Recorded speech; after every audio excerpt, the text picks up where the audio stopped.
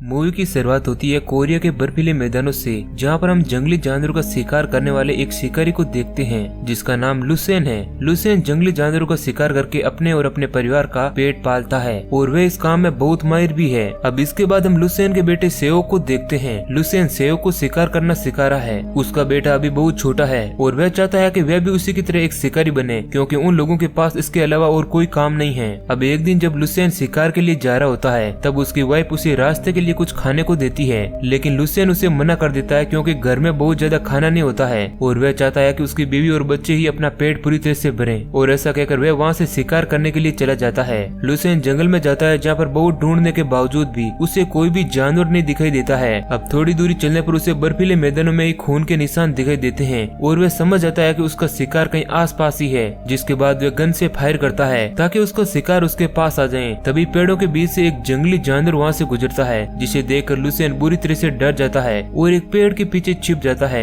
तभी हम सुन पाते हैं कि वह जंगली जानवर और कोई नहीं बल्कि एक टाइगर था। अब इसके बाद टाइगर बाहर निकलता है और लुसेन को खत्म करने के लिए आगे बढ़ता है। अब लुसेन भी अपनी गन लेकर पूरी तरह से तैयार था और जैसे ही टाइगर उसके पास आता है, वह उसे अपनी गन से शूट कर देता है और ये सीन यहीं पर कट हो जाता है। इसके बाद हमें कुछ सालों बाद का सीन दिखाया जाता है, जहाँ हम कोरिया के चीफ आर्मी हेडक्वार्टर को देखते हैं। वहाँ पर आर्मी चीफ अपने कैप्टन से बातें कर रहा होता है। तभी वहाँ पर कुछ सोल्जर कुछ संदूकों में टाइगर और कुछ जानवरों की खाल को लेकर आते हैं, जिन्हें देखकर आर्मी चीफ उन पर बहुत गुस्सा होता है और उनसे कहता है कि ये तो सिर्फ छोटे छोटे जानवरों की खालें हैं। दरअसल आर्मी चीफ अपने सोल्जर से जंगली जानवरों का शिकार करवाया करता था ताकि वे उनकी खालों को बड़े बड़े अमीर लोगों को बेच सकें। इसके बाद वे अपने कैप्टन से बातें करते करते उसे डांटने लगता है, क्योंकि उनकी आर्मी की एक टुकड़ी बहुत दिनों से गायब है, जिन्हें ढूंढने के लिए उस कैप्टन ने कुछ भी नहीं किया है। लेकिन वो कैप्टन कहता है कि हमारी टीम पूरी तरह से मेहनत कर रही है। इसके बाद आर्मी चीफ कैप्टन को कहता है कि क्या वह टाइगर किंग का शिकार कर सकता है। दरअसल टाइगर किंग बहुत ही खूंखार और विशाल टाइगर था, जिसकी कीमत मार्केट में बहुत ही ज्यादा थी। इस कारण आर्मी चीफ उस टाइगर किंग का शिकार करने के लिए कहता है। इसके बाद हमें जंगल में मैथ्यू नाम के एक शिकारी को दिखाया जाता है, जो अपने साथी शिकारियों के साथ शिकार करने के लिए जंगल में जा पहुंचा है। अब रास्ते में उनको किसी टाइगर के पैरों के निशान नजर आते हैं, जो गुजरते हुए किसी नदी के पास गए थे। मैथ्यू अपने सारे साथियों को कहता है कि उन्हें उस टाइगर का वेट करने के लिए यहीं पर टेंट लगाना होगा। अब उसके साथी भी उसकी बात को मानकर ऐसा ही करते हैं। इधर हम उसी कैप्टन को देख पाते हैं और उसी के पास लुसेन भी बैठा हुआ है, जो कि अब बुढ़ा हो चुका है। कैप्टन उसे टाइगर किंग का शिकार करने के लिए कहता है, लेकिन लुसेन उसे मना कर देता है, क्योंकि उसने बहुत पहले ही शिकार करना छोड़ दिया था। और वह कैप्टन को भी वार्न करता है कि वह टाइगर किंग का शिकार करने का सपना छोड़ दें, क्योंकि वह बहुत ही खतरनाक है। लेकिन कैप्टन उसकी बात को नहीं मानता है। लुसेन उसे बार बार मना करता है कि वह शिकार नहीं करेगा और ऐसा कहकर वह वहाँ से बाहर आ जाता है, जहाँ पर उसका बेटा सेओक उसका इंतजार कर रहा था, जो अब बड़ा हो चुका है। वह अपने फादर को कहता है कि उसे भी उन लोगों की तरह शिकार करना चाहिए, लेकिन लुसेन उसे मना करता है और वे लोग वहाँ से चले जाते हैं। इसके बाद हम मैथ्यू और उसके साथियों को देखते हैं, जिन्होंने एक लेडी टाइगर को बांध कर रखा हुआ है, जो कि बहुत ही ज्यादा घायल है। और वहीं पर उसके दो छोटे छोटे टाइगर बच्चे भी मौजूद है, जिन्हें मैथ्यू ने खत्म कर दिया है। अब वो लेडी टाइगर मैथ्यू पर अटैक करने की कोशिश करती है, लेकिन घायल होने के कारण वे ऐसा नहीं कर पाती है। इसके बाद मैथ्यू उसे अपनी गन से शूट कर देता है। दरअसल उन लोगों ने टाइगर किंग के लिए ही ये जाल बिछाया था, लेकिन टाइगर किंग वहाँ पर आता ही नहीं है। इसके बाद हम देखते हैं कि मैथ्यू और उसके साथी आर्मी कैंप के अंदर पहुंच चुके हैं, जहां उनके द्वारा किए गए शिकारों को वहीं पर रखा गया है और कुछ सोल्जर उनके साथ फोटो भी क्लिक करवा रहे हैं। वहीं हम मैथ्यू को देख पाते हैं, जो कैप्टन के पास आता है, जहां पर कैप्टन उसे टाइगर किंग का शिकार करने के लिए कहता है। लेकिन मैथ्यू कहता है कि उस टाइगर किंग का शिकार करना इतना आसान नहीं है, क्योंकि वह बहुत ही ज्यादा खतरनाक है और उसे आसानी से नहीं पकड़ा जा सकता है। उन सभी लोगों का मानना है कि वह इस दुनिया का सबसे बड़ा टाइगर है, जिसका वजन 500 किलो है। लेकिन कैप्टन मैथ्यू को कहता है कि वह कोई बहाना न बनाए। इस दौरान कैप्टन उससे कहता है कि उसने टाइगर किंग को खत्म करने के लिए लुसेन को भी बुलाया था, लेकिन उसने मना कर दिया। जिसके बाद मैथ्यू कहता है कि उसने भी ये काम छोड़ दिया है और अब वह शिकार नहीं करता और न ही ये काम उसे कोई जबरदस्ती करवा सकता है, क्योंकि वह अपनी मर्जी का मालिक है। इसके बाद कैप्टन आर्मी चीफ को कहता है कि टाइगर की एक आंख काम नहीं करती है और इस तरह से शायद हम उस टाइगर को पकड़ सकते हैं। लेकिन आर्मी चीफ उसे डांटते हुए कहता है कि टाइगर अंधा होने के बावजूद भी तुम लोगों को आसानी से मार सकता है। इसके बाद आर्मी चीफ कैप्टन से पूछता है कि टाइगर में कौन कौन सी खास बातें हैं। तब वो कहता है कि उस टाइगर का वजन 500 किलो है, जो किसी नॉर्मल टाइगर से बहुत ही ज्यादा है। अब आर्मी चीफ बहुत ही ज्यादा खुश होता है और कहता है कि हम दुनिया के सबसे बड़े टाइगर का शिकार करने वाले हैं और इसके लिए जल्दी से तैयारी करो। इसके बाद हम मैथ्यू और उसके साथी शिकारियों को देखते हैं, जो कि अब उस जंगल में टाइगर किंग का शिकार करने के लिए आगे बढ़ रहे होते हैं और उनके पास उसी टाइगर किंग के बच्चे और उनकी डेड बॉडी भी होती है, जिसे दिखाकर वे टाइगर किंग को अपनी तरफ बुला सकते हैं। और अब वे जंगल में जाल बिछाने लगते हैं। लेकिन अब यहाँ मैथ्यू और उसके साथियों को रात हो जाती है है, लेकिन टाइगर किंग अभी तक उनके जाल में नहीं फंसा था। अब वे लोग उसी का इंतजार कर रहे होते हैं। तभी हम एक शिकारी को बात करते हुए सुनते हैं जो अपने साथियों को कहता है कि मैथ्यू और उसके भाई का सामना टाइगर किंग से पहले भी हो चुका है। इस दौरान मैथ्यू का भाई उस टाइगर किंग का शिकार हो गया था, लेकिन तभी अचानक से मैथ्यू उन सभी को चुप करवाता है क्योंकि उसे लगता है कि शायद टाइगर किंग उनके जाल में फंस चुका है। अब सभी लोग वहाँ से भागते हुए जाल की तरफ जाते हैं, लेकिन वहाँ पहुँचने पर मैथ्यू और उसके साथी देखते हैं कि वहाँ पर टाइगर किंग नहीं बल्कि एक भेड़िया है और वहाँ से उस टाइगर किंग के बच्चों की डेड बॉडी भी गायब है, यानी कि टाइगर किंग वहाँ आकर उन बॉडीज को ले गया था। अब ये देख मैथ्यू बहुत ही ज्यादा गुस्से में आ जाता है और वे अपने गन से उस भेड़िए को मार डालता है। इसके बाद हम उसी टाइगर को देखते हैं जो अपने बच्चों को लेकर अपने ठिकाने पर पहुंच चुका है और वे अपने बच्चों की बॉडी देखकर बहुत ही ज्यादा इमोशनल हो जाता है। दूसरी तरफ मैथ्यू अपने साथियों को कहता है कि हमें किसी भी हालत में उस टाइगर का शिकार करना होगा और इसके लिए हमें लुसियन की मदद लेनी होगी, लेकिन उसका साथी शिकारी कहता है कि लुसियन ने अब शिकार करना बंद कर दिया है। लेकिन अगली सुबह मैथ्यू और उसके साथी लुसियन के घर उसे मनाने के लिए पहुंचते हैं, जहां लुसियन उन लोगों को साफ साफ मना कर देता है, लेकिन मैथ्यू उसकी बात से एग्री नहीं करता है और वे उसे बताता है कि उसी टाइगर किंग की वजह से तुम्हारी वाइफ की भी मौत हुई थी और तुम्हें अपनी वाइफ का रिवेंज लेने के लिए उसका शिकार करना ही होगा। लेकिन मैथ्यू का साथी शिकारी उसे ऐसा करने से रोक देता है क्योंकि लुसियन की बीवी की मौत के बाद लुसियन ने शिकार करना छोड़ दिया था। दूसरी तरफ मैथ्यू के दूसरे शिकारी साथी लुसियन के बेटे सेओ को बताते हैं कि उस टाइगर का शिकार करने पर तुम्हें बहुत ही बड़ा इनाम मिलेगा, जिसे सुनकर सेओ बहुत ही ज्यादा खुश हो जाता है। इधर हम लुसियन को देखते हैं जो अपने बीते कल को याद कर रहा है। इस दौरान हमें पता चलता है कि लुसियन मैथ्यू और उसके साथियों के साथ जब टाइगर किंग का शिकार करने गया था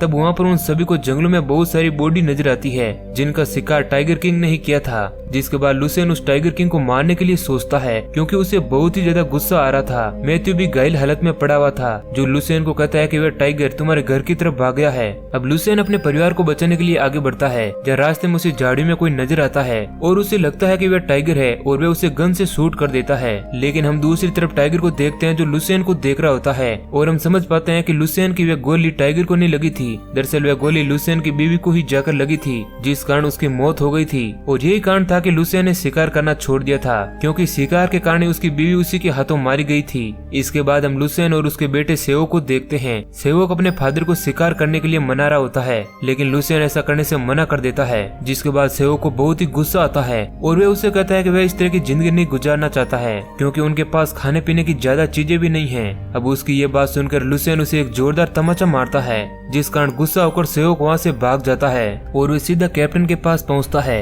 जहाँ पर कैप्टन उसे फौज के अंदर शामिल कर लेता है। इसके बाद हम मैथ्यू को देख पाते हैं जो कुछ आर्मी सोल्जर और अपने साथियों के साथ टाइगर किंग का शिकार करने के लिए जंगल में आगे बढ़ रहा होता है और उनके साथ हम सेओ को भी देख पाते हैं। मैथ्यू का एक साथी शिकारी उसे कहता है कि हम लोगों ने सेओ को यहाँ पर लाकर बहुत ही बड़ी गलती की है, लेकिन मैथ्यू उसे कहता है कि उसी के कारण उसका बाप भी हमारी मदद के लिए यहाँ पर आएगा जिस कारण हम आसानी से टाइगर किंग का शिकार कर लेंगे। इधर हम लुसियन को देखते हैं जो अपने बेटे को ढूंढ रहा होता है। वहीं एक तरफ आर्मी सोल्जर टाइगर किंग को पकड़ने के लिए आगे बढ़ रहे होते हैं और मैथ्यू अपने साथियों के साथ उन लोगों से पीछे था। तभी वहाँ पर टाइगर किंग आ जाता है जो उन सभी लोगों को देखकर बहुत ही ज्यादा गुस्से में आ जाता है और दहाड़ने लगता है। अब उसकी दहाड़ सुनकर वहाँ पर मौजूद सारे सोल्जर बुरी तरह से डर जाते हैं और वहाँ से भागने लगते हैं। जिसके बाद टाइगर किंग वहाँ पर मौजूद सारे लोगों को एक एक करके खत्म करने लगता है। अब इसी दौरान हम सेओ को देखते हैं जो बहुत ही ज्यादा डर जाता है और वो एक पेड़ के पास जाकर बैठ जाता है। अब उन सभी जवानों को मारने के बाद टाइगर वहाँ से सेओ के पास आता है, लेकिन वे उसे कोई भी नुकसान नहीं पहुँचाता है और वहाँ से जाने लगता है। तभी एक सोल्जर जो घायल पड़ा हुआ था वे अपनी गन से टाइगर को शूट करता है, लेकिन तभी सेओ अपनी गन से उसे शूट कर देता है और ये सीन यहीं पर कट हो जाता है।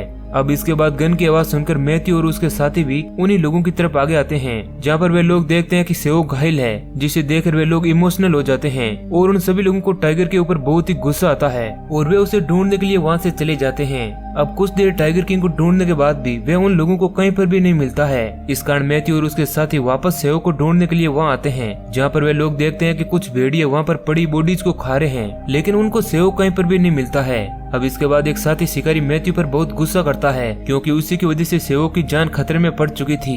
मैथ्यू उसे कहता है कि शायद भेड़िए ही उसे उठाकर यहाँ से ले गए हैं। तभी वहाँ पर लुसियन भी आ जाता है जो अपने बेटे के बारे में उन लोगों से पूछता है। दूसरी तरफ हम टाइगर किंग को देखते हैं जो उन भेड़ियों से लड़ रहा होता है क्योंकि क्योंकि उनके कब्जे में सेवक था वह उन भेड़ियों को मारकर वहाँ से भगा देता है और टाइगर किंग घायल पड़े सेवक के पास वहीं पर बैठ जाता है ताकि वे उसकी रक्षा कर सकें। अब अगली सुबह उन पर जंगल में मारे गए सभी लोगों की बॉडी इकट्ठा की जाती है। इस दौरान मैथ्यू आर्मी चीफ को कहता है कि हमें टाइगर को इसी वक्त खत्म करना होगा क्योंकि वे अभी घायल है, जिसके लिए मैथ्यू को और सैनिक चाहिए होंगे। अब उसकी ये बातें आर्मी चीफ मान लेता है और उसे कुछ सोल्जर देने के लिए हाँ कर देता है। इधर हम लुसियन को देख पाते हैं जो बहुत ही ज्यादा उदास होता है क्योंकि उसे अभी तक उसका बेटा नहीं मिला था। तभी वहाँ पर टाइगर सेओ को लेकर आता है जो कि मर चुका था। सेओ की बॉडी देखकर लुसियन बहुत ही ज्यादा इमोशनल हो जाता है। तभी हमें एक फ्लैशबैक का सीन दिखाया जाता है जिस दौरान हम देख पाते हैं कि लुसियन ने जिस टाइगर का शिकार किया था उसके साथ 2 टाइगर के बच्चे भी थे और टाइगर किंग और कोई नहीं बल्कि उन्हीं 2 बच्चों में से था। इस दौरान मैथ्यू उन बच्चों को भी खत्म करना चाहता था लेकिन लुसियन उसे रोक देता है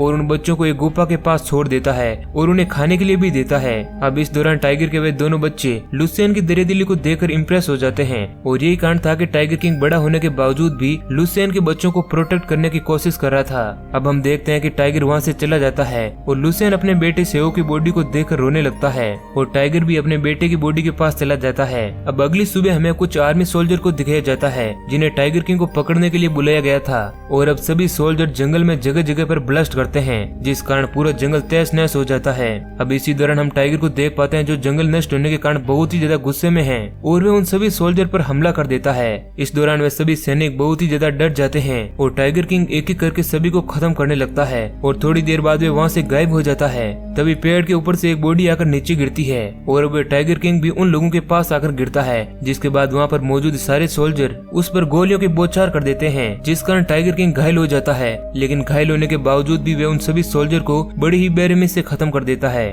दूसरी तरफ हम मैथ्यू को देख पाते हैं जो घायल हो चुके टाइगर का शिकार करने के लिए अब पूरी तरह से तैयार था। जहाँ उसका साथी उसे कहता है कि उसने शायद इसीलिए बहुत सारे सोल्जर को यहाँ बुलाया था ताकि वे सैनिक टाइगर का ध्यान भटका सकें। अब इसके बाद मैथ्यू अपने गन से उस टाइगर को शूट कर देता है जिस कारण अब टाइगर और भी ज्यादा घायल हो जाता है। अब इसके बाद उसके सभी साथी लोग उसे रस्सियों से बांध देते हैं और मैथ्यू उसे खत्म करने ही वाला होता है लेकिन तभी टाइगर अपने आप को छुड़ा लेता है और वहाँ मौजूद सभी लोगों को खत्म कर देता है। इस दौरान वह मैथ्यू को भी घायल कर देता है और वहाँ से चला जाता है लेकिन मैथ्यू का एक साथी बच जाता है जो मैथ्यू की ऐसी हालत देखकर बहुत ही दुखी होता है। मैथ्यू उसे वहाँ से भागने के लिए कहता है और इस दौरान मैथ्यू की मौत भी हो जाती है। दूसरी तरफ हम आर्मी चीफ को देख पाते हैं जो अभी तक उसी जंगल में है और वे अभी भी उस टाइगर किंग का शिकार करना चाहता है। वे अपने साथियों को उसी जंगल में कैंप लगाने के लिए कहता है। इसके बाद हम लुसियन को देख पाते हैं जो अपने बेटे सेओ की बॉडी के पास बैठा हुआ था। तभी वहाँ पर टाइगर किंग आता है जिसे देखकर लुसियन कहता है कि तुम बहुत ही ज्यादा घायल हो, तुम्हें मुझसे क्या चाहिए। इसके बाद टाइगर वहाँ से चला जाता है और लुसियन समझ जाता है कि आखिर टाइगर को क्या चाहिए था। इसके बाद लुसियन अपने उस घर में आग लगा देता है जिसके अंदर सेओ की बॉडी थी और वे अपने गन लेकर जंगल की तरफ आगे बढ़ने लगता है। अब अगली सुबह होने पर मौसम बहुत ही ज्यादा खराब होता है और चारों तरफ बर्फ ही बर्फ पड़ी होती है लेकिन लुसियन आगे बढ़ता रहता है।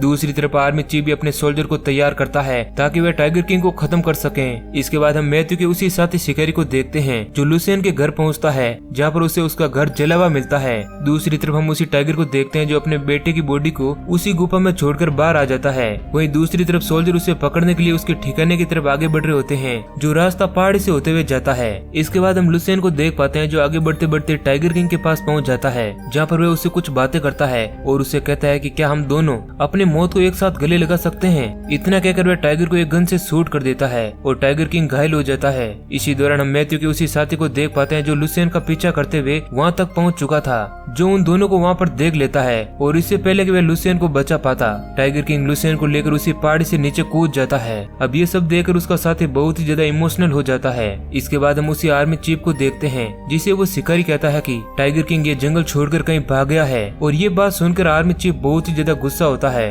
और वह कहता है कि जब तक वह टाइगर किंग नहीं मिल जाता हम उसकी खोज करते रहेंगे। और इसके बाद हमें लुसियन का पास्ट दिखाया जाता है कि किस तरह से सेओ का जन्म हुआ था और इसी दौरान हम उसी टाइगर किंग के बचपन को भी देख पाते हैं जहाँ पर वो अपनी माँ के साथ खेल रहा होता है। और अब मूवी का सीन प्रेजेंट में आता है जहाँ पर हम टाइगर किंग और लुसियन की बॉडी को देख पाते हैं जो बर्फ में ही पड़ी हुई थी और फिर धीरे धीरे उन दोनों की बॉडी बर्फ से ढक जाती है और इसी सीन के साथ ये मूवी एंड हो जाती है। तो दोस्तों उम्मीद है कि आपको ये वीडियो अच्छा लगा है। अगर कहानी अच्छी लगी है तो लाइक जरूर करें। ऐसे ही और इंटरेस्टिंग वीडियो पाने के लिए हमारे चैनल को सब्सक्राइब करें। धन्यवाद।